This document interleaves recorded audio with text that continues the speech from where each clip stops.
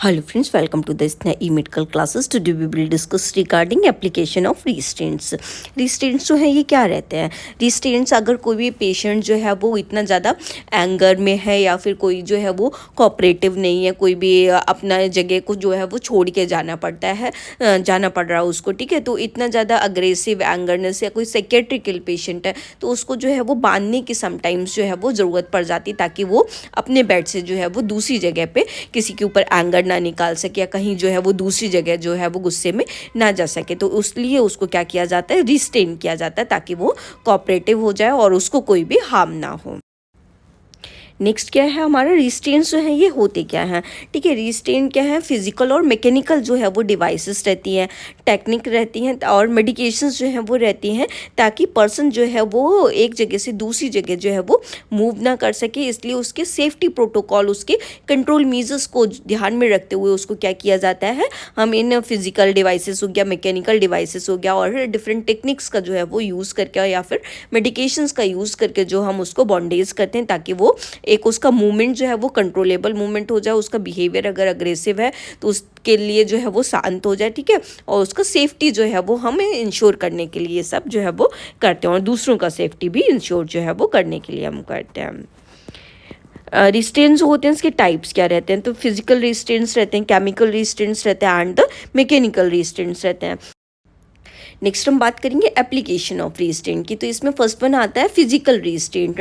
Physical restraint क्या होता है, जब हम किसी को फिजिकली जो है वो हम बांध रहे हैं, ठीक है। जैसे कि उसको कोई भी कपड़ा बांध रहे हैं, कोई भी बेल्ट बांध रहे हैं या फिर कोई भी बेस्ट पे जो है वो कोई भी वो मूवमेंट प्रॉपर ना कर पाए उसकी वजह से उसको कुछ भी बांध रहे हैं, रिस्ट बांध रहे हैं, उसकी एंकल बांध रहे हैं, ठीक है। मिटन बांध रहे हैं, मिटन मतलब कोई भी कपड़ा वगैरह जो है उसको बना के उसको जो है उसको सेफ्टी प्रोटोकॉल को ध्यान में रखते हुए उसके बांध रहे हैं। Used in health care to prevent patient from harming themselves or others, especially in cases of agitation, aggression और delirium, ठीक है। ऐसे पेशेंट्स के ऊपर किया जाता है जो खुद को हार्म दे सकते हैं या फिर वो दूसरों को हार्म पहुंचा सकते हैं अगर वो एजिटेटेड हो रहे, इरिटेटेड हो रहे, अग्रेसिव वगैरह है, ठीक है। या फिर डिलीरियम वगैरह, कोमा वगैरह की स्टेज में जो है वो चले जाते हैं, जिनको कुछ याद जो है वो एक फेज जो है वो क्लाउडीनेस जो है वो उनका हो जाता है। तो उसको जो है अगर उस फेज में है और इतना ज़्यादा शोर कर रहे हैं तो उनको जो है वो क्या करना पड़ता है, रिस्ट्रेन करना पड़ता है। Applied by train personnel according to the institutional policy and guideline से ये जो अप्लाई किए जाते हैं फिजिकल रिस्ट्रेंट्स जो है ये एज पर द पर्सनल जो है वो इसमें ट्रेन होता है, इंस्टीट्यूशनल पॉलिसी के अकॉर्डिंग जो है ये अप्लाई किए जाते हैं और जो भी वहाँ के प्रोटोकॉल जो भी गाइडलाइंस वहाँ पे फॉलो होते हैं उसके अकॉर्डिंग ये जो है वो अप्लाई होते हैं। Regular monitoring and documentation of restraint use to ensure safety and minimize risk, ठीक है। इनका जो है वो रेगुलर मॉनिटरिंग करने की ज़रूरत पड़ती है, डॉक्यूमेंटेशन करने की ज़रूरत पड़ती है ताकि पेशेंट का जो है ये बंधे बंधे अगर बहुत टाइम से बंधा है तो उसको चोट वगैरह जो है वो लग सकती है, कोई भी छिल जाता है समटाइम्स, उसको कोई भी इन्फ्लामेटरी चीज़ें जो है वो हो सकती है, ठीक है। तो इनको जो है डॉक्यूमेंटेशन वगैरह जो है वो करना होता है और उनका सिक्योरिटी और उनका जो है वो सेफ्टी जो है वो कोई भी रिस्क वगैरह उसको जो है वो करना होता है ताकि कोई भी उनको जो है खुद को अपने आप को कोई तकलीफ ना करें और दूसरों को भी जो है वो कोई भी रिस्क वगैरह से जो है वो मिनिमाइज़ करें। तो इनको जो है प्रॉपर डॉक्यूमेंटेशन करके इनको हम मॉनिटर भी करते रहते हैं ताकि इनको कोई अपने आप को भी वो हार्म ना करें।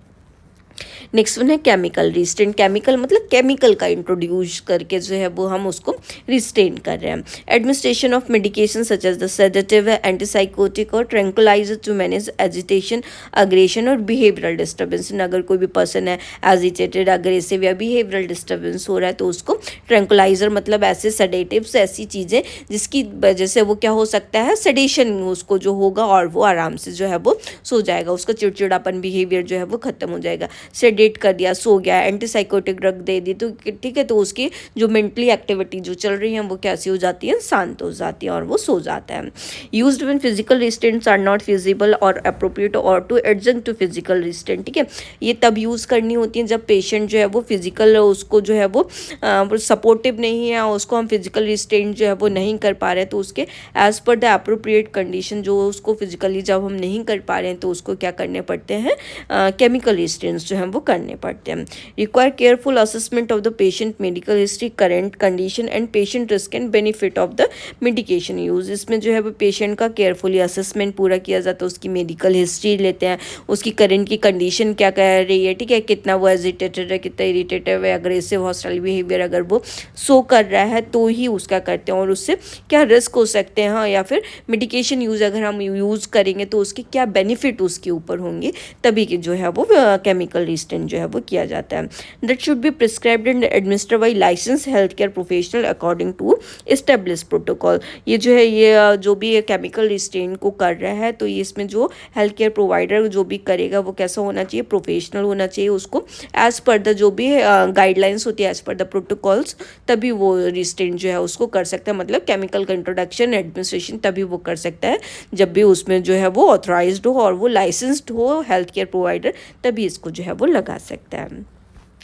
नेक्स्ट वन है मैकेनिकल रिस्ट्रेंट। मैकेनिकल रिस्ट्रेंट्स क्या होते हैं, जैसे कि डिवाइसेस हो गई, बेड रेल्स हो गई, साइड रेल्स हो गई, कोई भी लैप ट्रेज वगैरह हो गई, ताकि पेशेंट को जो है वो कोई भी फॉल वगैरह से, कोई भी मूवमेंट वगैरह से जो है वो स्ट्रिक्ट किया जा सके, और वो कोई जैसे सो रहा है, ठीक है, उसको नहीं आता तो उसके लिए हम साइड रेल जो है वो अप कर देते हैं ताकि कोई भी मूवमेंट करे तो वो गिरे ना, ठीक है। उसके ट्रेज वगैरह जो है वो लगा देते हैं ताकि वो उसको फॉल वगैरह उसके अंदर ना हो, अगर कोई भी अनइंटेंटेड मूवमेंट कर रहा है, ठीक है, तो जिसकी वजह से उसको कोई भी परेशानी जो है वो ना हो। This could be used in hospital, nursing home और long term care facility to enhance patient safety.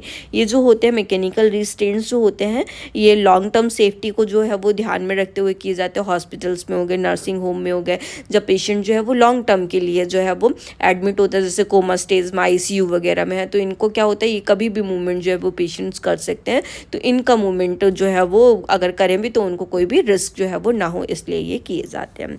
It should be used in judicially and in accordance with patient need and preferences. ये जो है ये जुडिशियली मतलब as per the protocols, as per the guidelines, जो भी ethical guidelines होती हैं, ठीक है। अगर ICU में अगर पेशेंट है, ठीक है, या फिर जो है वो कोई भी लॉ वगैरह का पेशेंट है, जैसे कि वो कोई भी क्रिमिनल वगैरह केस वगैरह करके आए, तो उनको भी जो है वो मैकेनिकल रिस्ट्रेंट जो है वो करके रखा जाता है, as per the patient need के, एज पर द पेशेंट के प्रेफरेंसेस के अकॉर्डिंग जो है वो होते हैं। Regular assessment and monitoring to ensure proper fit, comfort and effectiveness of mechanical restraint. इसका जो है वो रेगुलर असेसमेंट किया जाता है, जो क्योंकि जो भी रिस्ट्रेंट हम कर रहे हैं वो प्रॉपरली फिट होना चाहिए, उनके अकॉर्डिंग कंफर्टेबल होना चाहिए, और मैकेनिकल रिस्ट्रेंट जो है वो इफेक्टिव होना चाहिए, ताकि जो है वो उसको कोई भी सेफ्टी वगैरह जो है उसको जो है हम इंश्योर कर सके और कोई भी उसको रिस्क जो है वो ना रहे। कंक्लूजन क्या है, पर रिस्ट्रेंट्स जो होते हैं ये क्या होते हैं, ये डेलिकेट मैटर के जो है वो बने हुए जो होते हैं। ये क्यों अप्लाई किए जाते हैं, ताकि हम पेशेंट को कोई भी अगर वो अग्रेसिव है, कोई भी एजिटेटेड है, कोई भी इरिटेटेड है, उसको जो है वो उसकी सेफ्टी को इंश्योर करते हुए जो है वो ये अप्लाई किए जाते हैं। ये कितने टाइप के होते हैं, ये 3 टाइप के रहते हैं। कौन कौन से टाइप के रहते हैं, ये फिजिकल रिस्ट्रेंट्स होते हैं, मैकेनिकल रिस्ट्रेंट्स होते हैं, और कैसे रहते हैं, केमिकल रिस्ट्रेंट होते हैं, ठीक है। तो इसमें क्या किया जाता है, पेशेंट को जो है उसका रिस्क वगैरह कोई भी ना रहे। मैं अगर पेशेंट इरिटेटेड है, एजिटेटेड है, कोई भी मेंटल इलनेस से सफ़र कर रहा है, तब इनको जो है वो यूज़ किया जाता है। This should be apply as in the medical emergency or have the risk of harming themselves due to mental illness और agitation। हम इनको तभी अप्लाई करते हैं जब कोई भी मेडिकल इमरजेंसी होती है, या फिर उनको जो है वो कोई भी रिस्क होता है कि वो अपने आप को या फिर दूसरों को, ठीक है, कोई भी हार्म कर सकते हैं, तभी हम जो है ये अप्लाई करते हैं। However it is crucial to use restraint technique that are human, respectful of the patient dignity and in accordance with the ethical and legal guidelines.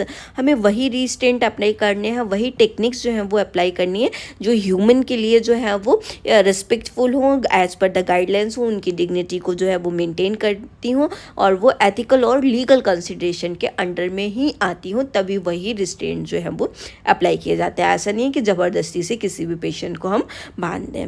More over efforts should be made to be escalated the situation and address the underlying causes of the behaviour whenever possible. हमें ये हमेशा ध्यान में रखना है कि हमें जो भी ऐसी सिचुएशन समटाइम्स होते हैं, पेशेंट इतने अग्रेसिव हो जाते हैं, ऐसी सिचुएशंस को ही अवॉइड करने के लिए एक हेल्थ केयर प्रोफेशनल जो लाइसेंस्ड होता है वही पर्सन जो है वो रिस्ट्रेन करता है। अननेसेसरी कोई भी पर्सन जो है वो नहीं कर सकता है। और ये जो है वो रूल्स रेगुलेशंस के अंदर अगर कोई भी अननेसेसरी करता है, ये रूल्स रेगुलेशन एथिकल गाइडलाइंस के अंदर जो है वो नहीं आता है।